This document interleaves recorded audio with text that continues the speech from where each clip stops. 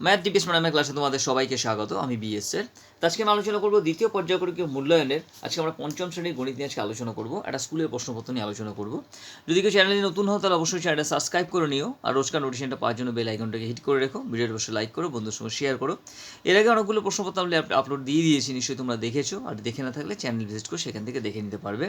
আর যারা ব্লগ দেখতে ভালোবাসো, আমাদের নতুন চ্যানেল তোমার ডিভিএস ম্যাডাম ব্লগ, যেটা তোমাদের কমেন্টস বক্সে লিঙ্ক দেওয়া থাকবে, তোমরা চাইলে সেখান থেকে দেখে নিতে পারবে। তো চলো শুরু করি। আজকে আমরা শুরু করবো শৈলেন্দ্র সরকার বিদ্যালয়ে আমরা প্রশ্নপত্র নিয়ে আলোচনা করব। প্রথম প্রশ্নটা কি আছে তোমার দেখো, নিচের প্রশ্নগুলো নির্দেশ মতো উত্তর দাও। এখানে তোমার 6টা প্রশ্ন আছে, তোমার 1 নম্বর করে 6 মার্কস থাকবে তোমার। কি বলছে তোমার, 1-এর ক 4,41,201কে অঙ্কে প্রকাশ করো। ঠিক আছে, তাহলে 1-এর ক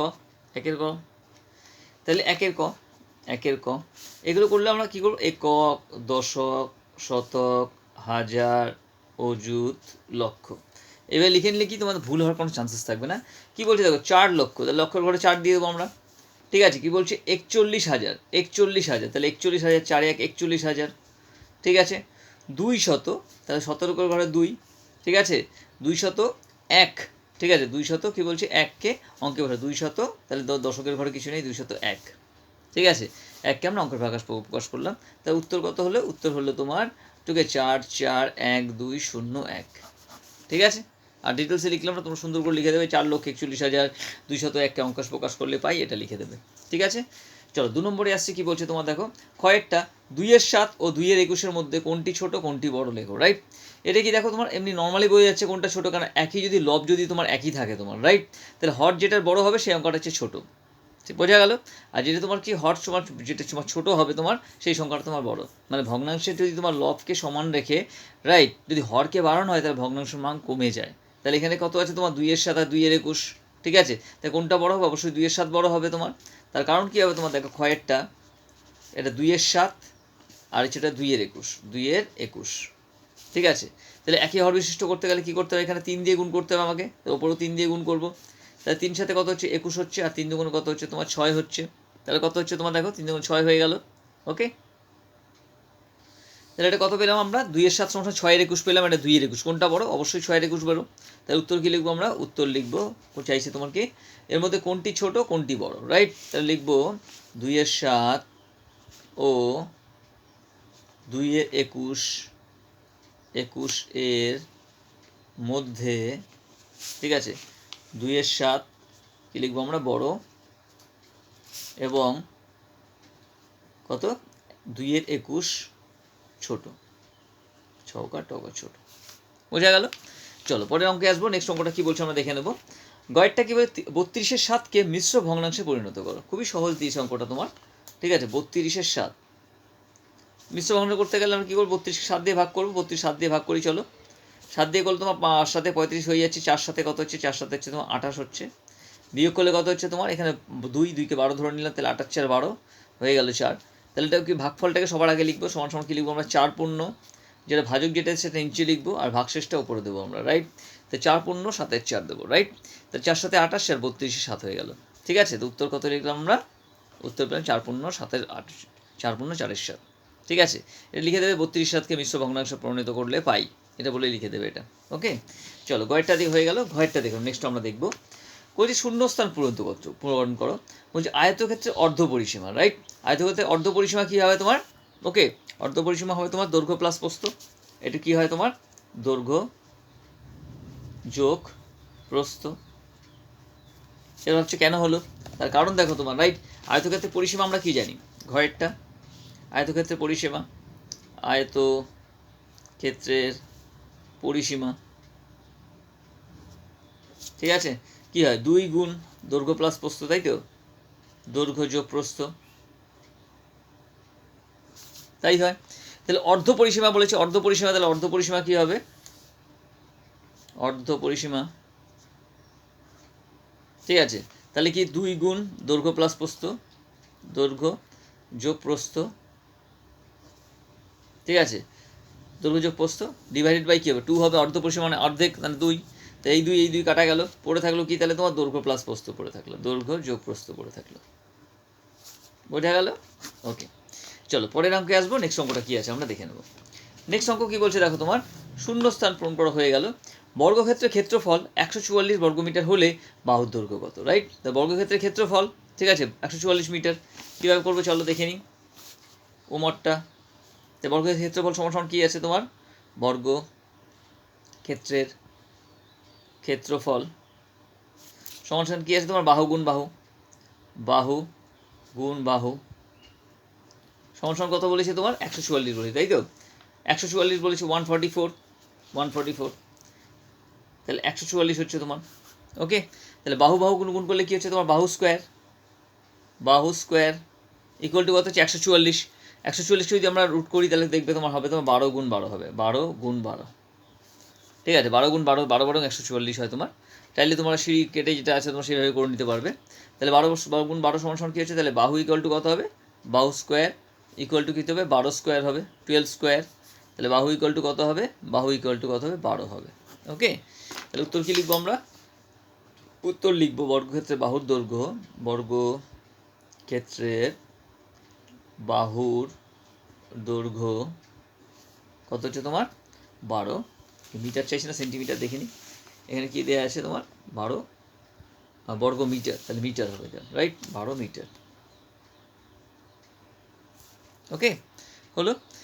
চলো পরের অঙ্কটা দেখে নেবো। নেক্সট 6 নম্বর অঙ্কটা কী আছে আমাদের, বলছে তোমার রুট 625 সমান সমান কত, রাইট? চয়েরটা এখানেই হয়ে যাবে তোমার, চয়েরটা রুট হচ্ছে তোমার রুট 625, ঠিক আছে।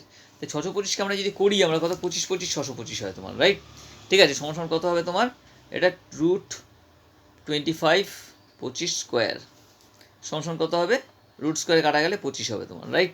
এটা কীভাবে হচ্ছে তোমার দেখাও, 625কে যদি আমরা করি, 625কে যদি আমরা সিঁড়ি ভাঙি তাহলে কত হচ্ছে, 5 দিয়ে যাচ্ছে তোমার, 5 অক্ষে 5, তারপর কত হচ্ছে 12, তাহলে 5 দুগুণ 10, ঠিক আছে, 5 দুগুণ 10 হলো 25, 5 5 25, 125 হলো। এবার কাকে কী করবো আমরা, 5 দিয়ে আবার করবো, 5 দিয়ে করলে তো 5 দুগুণ 10 আর 5 5 25, আবার 25কে যদি আমরা করি 5 দিয়ে, 5 5 25, ঠিক আছে। তাহলে কী হচ্ছে তোমার, এখানে তো 5 5 কত 25 হলো, 5 5 25 হলো, তাহলে 25 স্কোয়ার হলো 25 স্কোয়ার। তা 25 স্কোয়ার দুটো কারণ রুট করতে গেলে কী করে, দুটো থেকে একটা করে নেবো, এখানে একটা করে নেবো, তাহলে 5 গুণ 5 সমান কত হচ্ছে, 25 হচ্ছে, রাইট? সমান কত হচ্ছে তোমার 25 স্কোয়ার হবে, তাহলে কী হলো তোমার, 25 হলো তোমার, রাইট, 25। ওকে, রাইট। চলো পরে অঙ্কটা দেখে নেবো। নেক্সট অঙ্কটা কী আছে আমাদের, পরে কী হচ্ছে, 2 এর ক কী বলছে, যে কোনো 3টি প্রশ্নের উত্তর দাও। এখানে তোমার যে কোনো 3টি প্রশ্নের উত্তর দাও তোমার এখানে, রাইট? এখানে 2 × 4 দিয়েছে 8, মানে ভুল দিয়েছে তোমার, মার্কিংটা ভুল দিয়েছে তোমার। ওকে, তো 2 এর ক কী বলছে, রশ্মি কাকে বলে, রাইট? রশ্মি, রশ্মি মানে রশ্মি বলতে পারো তুমি, রশ্মি কাকে বলে। তো রশ্মি সমান সমান কী করবো আমরা, এটা কলন করবো আমরা, ঠিক আছে। তা কী লিখবো, যে সরল রেখার যে সরল রেখা, যে রেখাগুলোর যে রেখাগুলোর একটি প্রান্তবিন্দু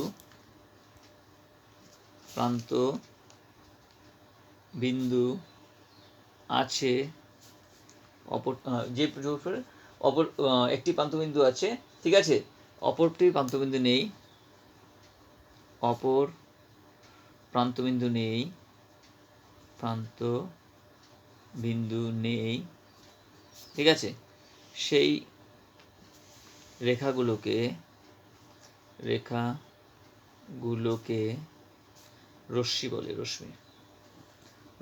বলে, ঠিক আছে। কি লিখলাম তাহলে, রশ্মির যে রেখাগুলোর একটি প্রান্তবিন্দু আছে, অপর প্রান্তবিন্দু নেই, সেই রেখাগুলো কি বলা হয়, রশ্মি বলা হয় তোমার, রাইট?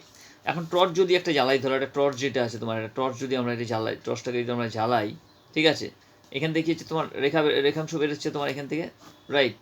এখান থেকে কি হচ্ছে তোমার, রশ্মি বেরোচ্ছে তোমার, যার কি হচ্ছে এখান থেকে তোমার প্রান্তবিন্দু নেই কিন্তু, বাট এখানে কিন্তু প্রান্তবিন্দু আছে, এখানে প্রান্তবিন্দু তোমার আছে কিন্তু এখানে, রাইট? শেষ প্রান্তবিন্দু যেখানে শুরু হচ্ছে, কিন্তু এখানে কিন্তু একটা প্রান্তবিন্দু নেই, এক্সটেন্ড হয়ে যাচ্ছে তোমার, রাইট?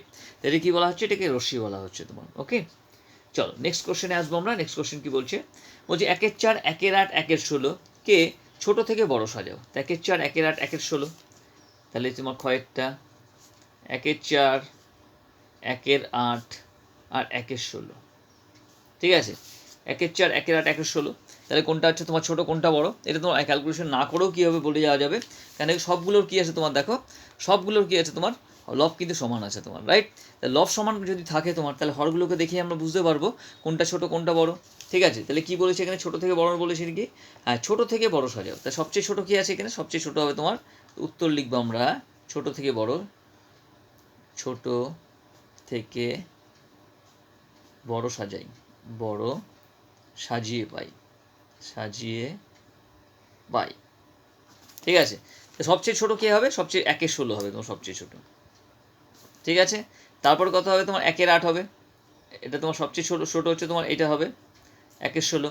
তার চেয়ে বড় কত হচ্ছে তোমার 1/8, আর সবচেয়ে বড় কত হচ্ছে তোমার 1/4। ঠিক আছে, বোঝা গেল? এই লবগুলো আলাদা থাকতো তাহলে কিন্তু আমরা কিন্তু ক্যালকুলেশন করে বার করে নিতে হবে, যেহেতু লবগুলো সমান আছে আর ক্যালকুলেশন করার দরকার নেই। আগে এরকম একটা অঙ্ক পেলাম আমরা, অলরেডি দেখে নিয়েছি আমরা। ঠিক আছে, তাহলে 1/16 হচ্ছে সবচেয়ে ছোটো, তারপরে 1/8, তারপরে হচ্ছে 1/4 হবে। চলো পরের কোশ্চেনটা দেখে নেবো আমরা। 2-এর গ কী বলছে তোমার, রাইট? 2-এর গ বলছে বিয়োগ করো, 13-15 থেকে তোমার 1/10 বিয়োগ করতে হবে, রাইট? 13-15 বিয়োগ হচ্ছে 1/10। চলো করে নিই 2-এর গ। গয়েরটা 13-15 বিয়োগ হচ্ছে তোমার 1/10, রাইট? ঠিক লিখলাম কিনা একবার মিলিয়ে নিই। 1/10। চলো কীভাবে করবো দেখে নিই। 15 আর 10-এর লসাগু করতে হবে। 15 আর 10-এর লসাগু কত হচ্ছে? 30 হবে তোমার। 15 আর 10-এর লসাগু দেখো, 5 দিয়ে কাটা যাচ্ছে, 3-5 15, আর 5-2 10, 3-2 6, 5-6 হচ্ছে 30। লসাগু সমান সমান হচ্ছে তোমার 30। ওকে, লসাগু লসাগু সমান সমান 30। এখানে কী করতে হবে? আমাকে 30 করতে হবে। তাহলে 30 কমন নিলাম, 30 লিখলাম। তারপর 30 পেতে গেলে 15কে 2 দিয়ে গুণ করতে হয়, 15-2 30। তাহলে উপরেও 2 দিয়ে গুণ করতে হলে 13-2 কত হচ্ছে? 13-2 তোমার 26 বিয়োগ। এখানে 10কে তোমার 30 পেতে গেলে 3 দিয়ে গুণ করতে হবে, 3-10 30। তাহলে উপরেও 3 দিয়ে গুণ করবে, 3 অক্ষে হচ্ছে 3, সমান সমান কত হচ্ছে? নিচে 30-30ই হলো। 26-এর থেকে 3 বাদ দিলে কত হচ্ছে? 26-এর 3 বাদ দিলে হচ্ছে তোমার 23। উত্তর কত হলো? 23-30। তো উত্তর কী লিখবো আমরা? উত্তর লিখবো নির্ণেয় বিয়োগফল, বিয়োগফল কত হচ্ছে তোমার? 23-30। এটা ছোটা লঘিষ্ঠ করা যাবে না, তার কারণ 23 একটা মৌলিক সংখ্যা হয়। ঠিক আছে, চলো পরের অঙ্কে আসবো। নেক্সট অঙ্কটা কী আছে আমরা দেখে নেব। বলছি দুটি সংখ্যার গুণফল হচ্ছে 1035। একটি সংখ্যা তোমার কি হচ্ছে 23 হলে অপর সংখ্যাটি কত? খুবই সহজ, নিজেরাই পারবে ঘয়েরটা। ঠিক আছে, তো দুটি সংখ্যার গুণফল, তো গুণফল দিয়ে আমরা গুণফল একটি সংখ্যা জানলে অপর সংখ্যাটা পেতে গেলে কি অপরকে গুণফলকে আমরা একটা সংখ্যাতে ভাগ করলে অপর সংখ্যাটা পেয়ে যাব। ঠিক আছে, তাহলে সংখ্যা দুটির গুণফল লিখবো, সংখ্যা দুটির গুণফল, গুণফল হচ্ছে তোমার কত? 1035। ঠিক আছে, একটি সংখ্যা, একটি সংখ্যা কত হচ্ছে তোমার? 23। ঠিক আছে, হলে অপরটি হবে, অপরটি হবে কত হবে? টোটাল গুণফল যেটা আছে 1035, তাকে কী করবো? একটা সংখ্যাতে ভাগ করব। একটা সংখ্যাতে ভাগ করলেই অপর সংখ্যাটা পাওয়া যাবে তোমার, রাইট? 23 দিয়ে ভাগ করবো, কারণ দুটো সংখ্যা 23, 2-3 23 হবে তোমার। ঠিক আছে, দুটো সংখ্যার গুণফল, তাহলে কি দুটো সংখ্যা গুণ করে যদি গুণফল হলো, তাহলে একটা সংখ্যা দিয়ে ভাগ করলে আর অপর সংখ্যাটা পাওয়া যাবে। তো চলো কত হচ্ছে আমরা দেখে নিই। 1035কে আমরা 23 দিয়ে আমরা ভাগ করব। ঠিক আছে, 23 দিয়ে, তাহলে হচ্ছে তোমার এখানে দুটো সংখ্যা হবে না, 3টে সংখ্যা নেব আমরা। তাহলে 5 কুড়ি হচ্ছে 100, 5 দিয়ে করলে বেশি হয়ে যাবে তোমার, 115 হয়ে যাবে। তাহলে 4 দিয়ে করবো আমরা, 4 দিয়ে করবো। 4 দিয়ে করলে 3 4 12 2 তোমার। তো 4 দিয়ে করলে কত হচ্ছে দেখো, 3 4 হচ্ছে 12 2, হাতে আমার 1, 4 2 18 হচ্ছে 9, 92। ঠিক আছে, আর তাহলে এখানে বিয়োগ করলে 3-এর থেকে 2 বিয়োগ করলে 1 হচ্ছে। এখানে তোমার 0 থেকে বিয়োগ করা যাবে না, একবার 10 ধরে নিচ্ছি, তাহলে 9 আর 10 হচ্ছে, কত হচ্ছে? 11 হলো।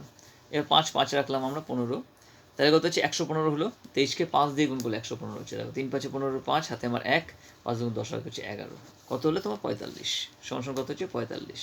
ঠিক আছে, তো কী লিখবো আমরা? তাহলে উত্তর লিখবো আমরা অপর সংখ্যাটি, অপর সংখ্যাটি সংখ্যাটি সংখ্যাটি সংখ্যাটি হবে কত? 45। ঠিক আছে, আজকে আমরা 2 পর্যন্ত আলোচনা করে দিলাম। ঠিক আছে, ভিডিওর অবশ্যই লাইক করো, আর 3-এরটা পরে একটু পরে তোমাদের আপলোড দিয়ে দিচ্ছি, রাতে আপলোড পেয়ে যাবে, রাইট? আজকের জন্য এই পর্যন্ত। ভিডিওর অবশ্যই লাইক করো, বন্ধুর সঙ্গে শেয়ার করো, আর কোনো কিছু বুঝতে অসুবিধা হলে কমেন্টস বক্সে অবশ্যই কমেন্টস করো। খুব ভালো থেকো।